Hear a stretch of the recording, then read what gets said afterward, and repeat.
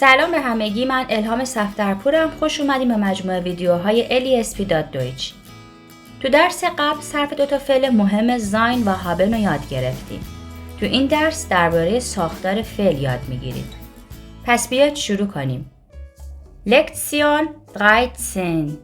یه بار دیگه. لکسیون 13.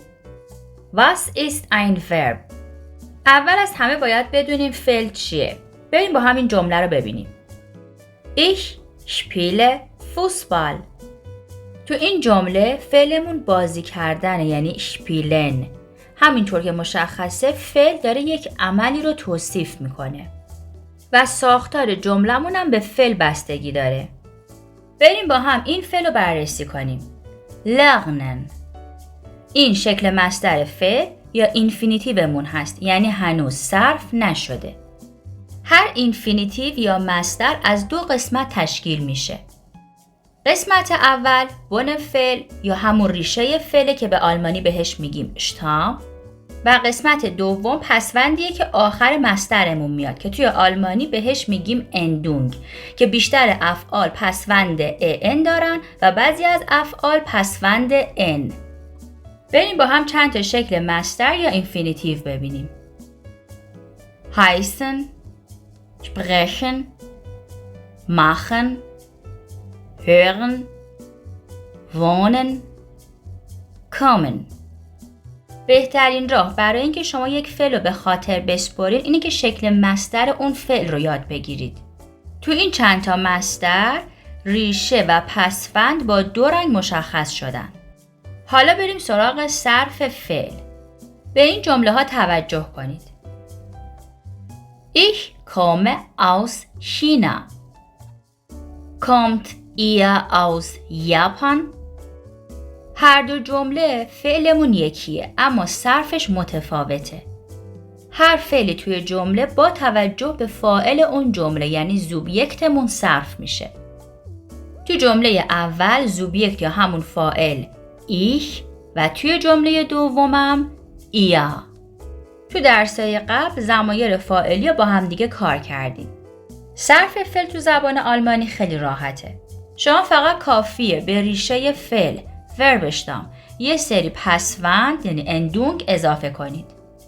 از کجا باید بدونیم که چه پسوندی رو باید به آخر ریشه اضافه کنیم؟ نگران نباشید، با جزئیات کامل توی درس بعد اینو یاد میگیرید. صرف فعل به دو چیز مهم بستگی داره. اول اینکه ما داریم درباره کی صحبت میکنیم، درباره اول شخص، دوم شخص یا سوم شخص. دوم اینکه این شخص یا چیز مفرده یا جمعه. و برای تمامی اینها ما ضمایری داریم که توی درس 11 اینا رو یاد گرفتید. پس هر فعلی با توجه به ضمایر شخصی صرف میشه. اگه یادتون باشه ما توی درس قبلی هم فعل هابن و زاین رو با توجه به ضمایر شخصیمون صرف کردیم. جدا از این شما باید این رو هم بدونین که توی زبان آلمانی ما دو نوع فعل برای صرف کردن داریم. افعال با قاعده و افعال بی قاعده. افعال با قاعده regelmäßige Verben و افعال بی قاعده unregelmäßige Verben. افعال با قاعده به عنوان افعال ضعیف هم میشناسن. schwache Verben.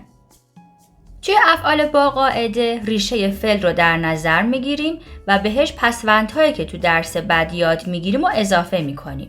نکته مهم اینه که افعال با قاعده موقعی که میخوایم صرفش کنیم به هیچ عنوان ریشه فعلمون تغییر نمیکنه و ثابته. مثلا فعل lernen اشتام یا ریشمون learn و ان اندونگ یا پسوند هستش که در آخر مصدر میاد. گفتیم بیشتر فعل‌ها ان و بعضی از فعل‌ها هم فقط ان به صورت تنها میاد. Du lernst. اینجا فاعل دوه، پس ما به آخر ریشه باید است اضافه کنیم. unregelmäßige Verben یا افعال بی قاعده که اونها رو به عنوان افعال قوی هم میشناسن. starke Verben. این افعال موقعی که میخوایم صرفشون کنیم تو بعضی از ضمایر شکل ریشهشون تغییر میکنه. البته بعضی از افعال بیقاعده هم هستن که ریشه فعل اونها تغییر نمیکنه ولی اینا همچنان بیقاعده هستن. بریم با هم فعل اشپقشن رو برای دو صرف کنیم. ریشه یا اشتام اشپقش و نشانه مصدری هم ان هست. دو اشپقیشست. اگه دقت کنید اینجا شکل ریشه عوض شده ولی پایانه استه به خاطر اینکه فاعلمون دوه به آخر ریشه اضافه شده. تو درسای بعد صرف افعال با قاعده و افعال بی قاعده رو با تمام جزئیاتش یاد میگیرید. توی اینجا چند تا فعل با قاعده و چند تا فعل بی قاعده رو میبینید. regelmäßige Verben heißen, wohnen, machen, spielen, studieren, arbeiten.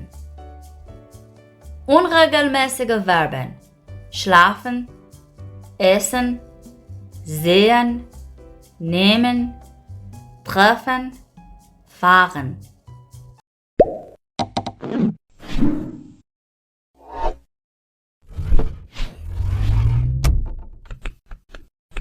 Yay! بریم با هم درس امروز رو خلاصه کنیم. توی جمله فعلمون بیان کننده یک عمله، یعنی یک عملی رو توصیف میکنه. ساختار جمله هم به فعل بستگی داره. هر فعلی هم یه شکل مصدر داره که از ریشه فعل یعنی وربشتام و از پسوند یعنی اندونگ تشکیل شده. گفتیم نشانه مصدری معمولاً ان هستش ولی بعضی از فعل‌ها فقط ان به صورت تنها میاد. موقعی که میخوایم از یک فعل تو جمله استفاده کنیم باید اونو صرفش بکنیم. برای صرف نشانه مصدر ان یا ان رو حذف میکنیم و به ریشمون باید یه سری پسوند اضافه کنیم. پسوند رو با توجه به فاعل جمله باید صرف بکنیم. دو نوع فعل داریم، افعال با قاعده و افعال بی قاعده. regelmäßige Verben und unregelmäßige Verben. صرف این دوتا فعل هم متفاوته. گفتیم توی افعال با قاعده ریشه ثابته، تغییر نمیکنه، فقط ما یه سری پسوند بهش اضافه میکنیم. و افعال بی قاعده که در بعضی از ضمایر فاعلی شکل ریشه تغییر میکنه و بعد پسوند به اونها اضافه میشه.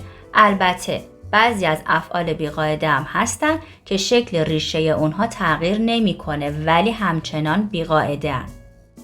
امیدوارم از درس امروز لذت برده باشین. نگران نباشین، ویدیوهای ما رو دنبال کنین، تو درسای جلوتر صرف فعل رو کاملتر یاد میگیرید. ممنون از تماشای این ویدیو. اگه دوست داشتین اون رو لایک کنید و با دوستانتون به اشتراک بذارین. عضویت تو کانال رو فراموش نکنید. برای دریافت ویدیوهای جدید میتونید روی زنگوله کلیک کنید و هر زمان که یک ویدیوی جدید آپلود شد بهتون اطلاع داده بشه. اگه نظر یا سوالی هم دارید برامون کامنت بذارید. Tschüss! Auf Wiedersehen!